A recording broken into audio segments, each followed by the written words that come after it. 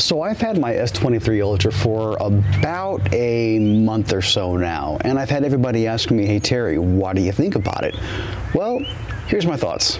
Don't mind me, everybody, just getting you all a little bit more comfortable here inside my office. Gonna just put you all right here on my tripod, get you going right there. Everything should look somewhat pretty good, I think. What do y'all think here, huh? New angle, hope you guys and gals like it. But I am gonna expose it a little bit more.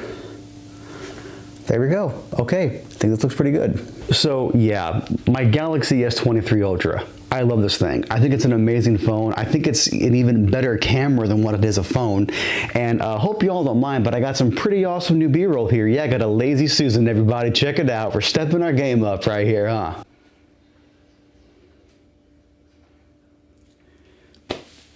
Yeah, I can't afford a motorized one yet. Sorry. Okay, look, it's not that fancy. Like, guys here, look, I'm trying, okay? Just throw me a bone here. And you know, I could talk about the device like everybody else is doing. I could sit there and tell you like how the SoC was specifically designed for this phone. Like, yeah, it might be just a standard Snapdragon 8 Gen 2 processor, but Samsung works closely with Qualcomm to make sure that they have a for Galaxy version to where it's actually a little bit higher clocked than your standard Snapdragon 8 Gen 2, which performance metrics aside, you're only talking about a few percentage points higher than the standard version. But hey, if it's there, you might as well say, hey, ours is faster, right? Now, the photos I'm going to show you here are a couple in low light with the telephoto lens, and then there's just, of course, some selfies, the portrait video mode, and all that stuff there. And there's also another part of the video here that I'm going to really show off here, and that is the quality of this camera inside of social media apps. That is actually one thing that I haven't really seen a lot of reviewers talk about. And frankly, I don't blame them, because unfortunately, Android still has got a lot of, work to do to catch up to iOS whenever it comes to the efficiency inside of apps like TikTok, Instagram, Twitter, all that jazz for camera performance in app, It was only up until I think maybe 2 or 3 years ago that whenever you will go to take a video or a picture inside of Snapchat on Android, even a high-end device like the S21, S22, that instead of using the camera hardware, it was just taking a screen recording or a screenshot of what the viewfinder was seeing on your screen. So like that's why people would always joke around and say, oh yeah, you can tell this thing was taken on an Android phone because the picture quality sucks. No, that's the software's fault, not the phone's fault. And a part of me thought I would miss, iMessage a whole lot more than I am, to be honest, but I'm really not. The whole thing with Apple's walled garden approach here about how, oh yeah, iMessage is only available on, on iPhones and Apple devices so they can all sync together and you could, message anybody you want on each platform. And I totally get that approach because, hey, if you're invested in the Apple ecosystem, you might as well just get an iPhone to go along with it, and Bob's your uncle, and you're just set to go, right? But the problem with that is, though, maybe this is just a US thing, because I know a lot of my friends overseas don't really have this problem. Everybody overseas apparently uses WhatsApp or some other kind of data-based messenger. Here in the US, we still unfortunately use SMS or, of course, iMessage here. And sadly, green bubble shaming is still a thing. I don't know why, but luckily my friends are kind enough to say, hey, it's just a phone. Who gives a rat's you know what? You know what I mean? So there's that there. Take it for what you will. But as far as picture quality goes, sent via MMS to my friends on iPhones, picture quality looks just fine. Luckily, Android fully supports now the new messaging standard that Google's trying to get put out there called RCS, and it actually really does work. It works very well. Whenever I'm texting my other Android friends media like pictures, videos, they come in full resolution and they look really good.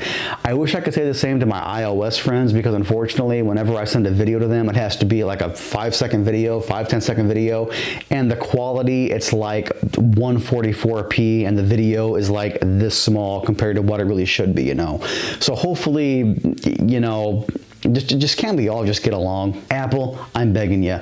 I understand that you want to hold on to that old technology to sort of kind of force people to use iMessage to get an iPhone, but at the same time, though, you shouldn't punish those other people that might not be able to afford an iPhone, if that makes sense. And you might be thinking to yourself, well, why hasn't he mentioned the S Pen yet? Yeah, I actually use the S Pen a lot. And what's pretty cool about the S Pen, whenever it actually wants to stay connected, is that, as you can see, I got the camera pulled up here, but I want to go hands-free, so I just pulled out the S Pen, the little button here on the side, and just took a selfie. It's pretty cool. And believe it or not, I actually use it in Lightroom as well too, for masking, to make sure that everything looks good, for that precise control of where I want to make changes at with the mask in Lightroom or Photoshop. You know what I mean?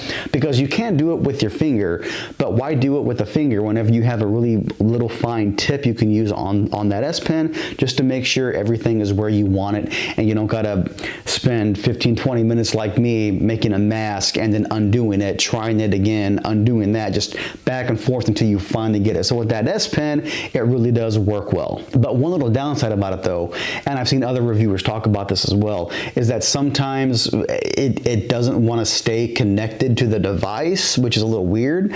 And another thing is that whenever I want to take it out and I have a case on the phone like I have right now, because what person wouldn't have a case on this kind of phone? It's a $2,000 phone. Why wouldn't you have a case on this, you know, right? As you can tell, it's a little hard, there we go, to get the S Pen out with the case on. Now, it just might be this manufacturer, and this is a Torres case with a Magsafe adapter here built into the case. I still have a lot of Magsafe stuff from my iPhone. So I have a Magsafe car charger, I have a Magsafe little holder in the car, so like I wanted a S23 case that has the same features. So luckily, Torres, they make it. I know a lot of other companies out there make Magsafe compatible cases for the entire S23 line, so that's really cool. I can keep my accessories. I do appreciate that. But again, I guess because it's a little bit kind of thick down here on the bottom here, it's just a little hard to get out the S Pen. Not the end of the world, because again, I only use it in certain situations. I don't use it all the time. Like, I'm not just, oh yeah, I got to take a note. Like, I never just whip the thing out to take a note. You know what I mean? I have no like reason to. But as far as the whole disconnecting thing goes with the S Pen, unfortunately, it seems like that also extends to another, a little bit more a more important feature of the phone, and that is the Wi-Fi. I've noticed that whenever I'm connected to Wi-Fi 6E, for whatever reason, and this is apparently a known issue even on the S22 as well for some users out there, for whatever reason, I can connect to my Wi-Fi, no problem at all. But 15-20 minutes go by, sometimes an hour will go by. It's completely random.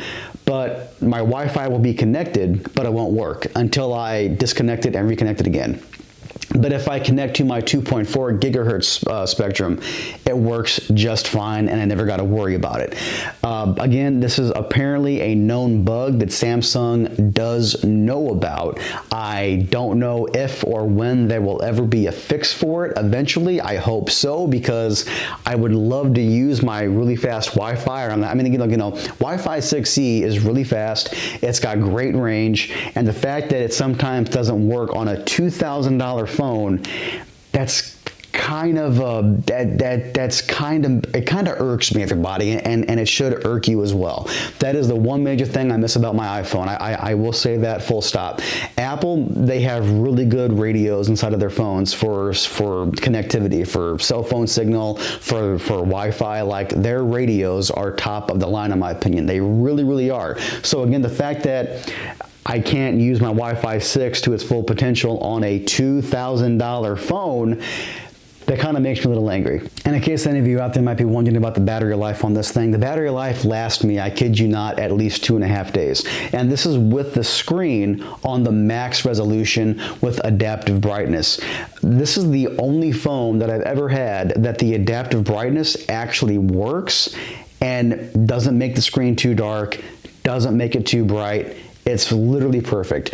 One of the biggest things I hated about my iPhone was that I would leave the auto brightness on, and I could be out in the middle of a sunny day, and it would keep the screen brightness really low. And I would have to go in there and force it to be max brightness just so I could see the screen outside in direct sunlight.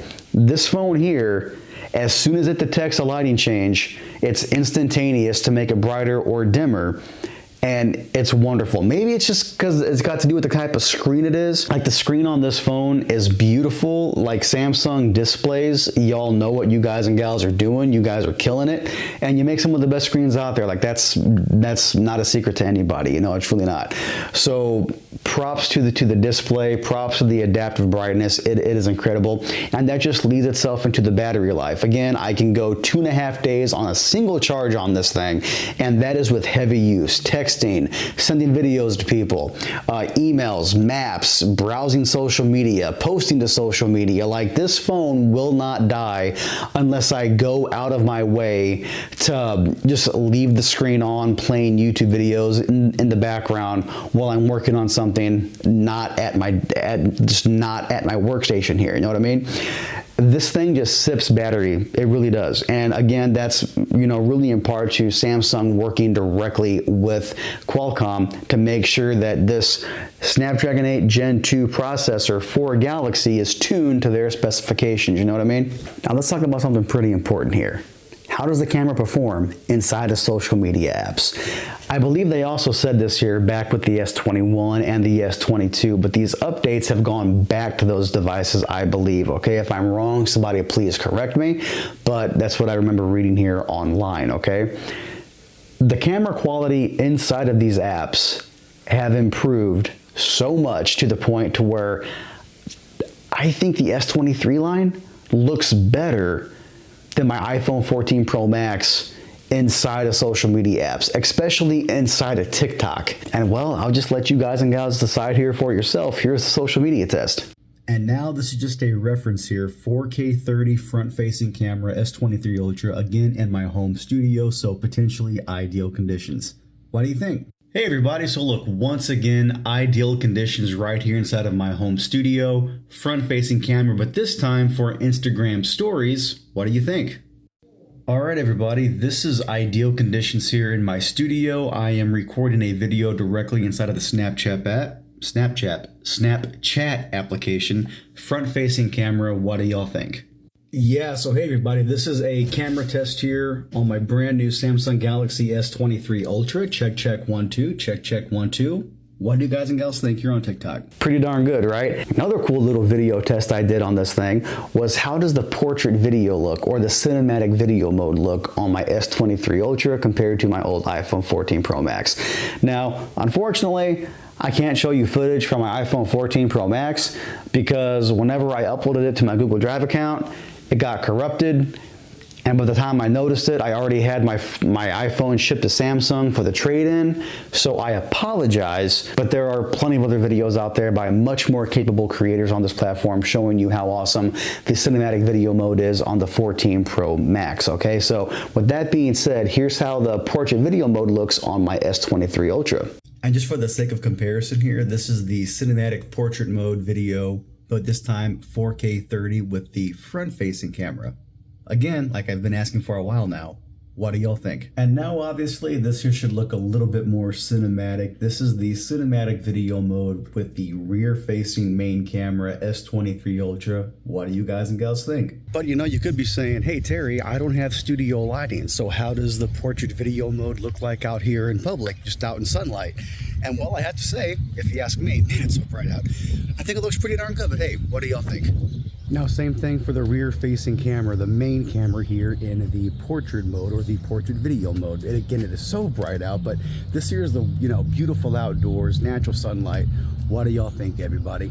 Again, I love this phone. I think it's amazing.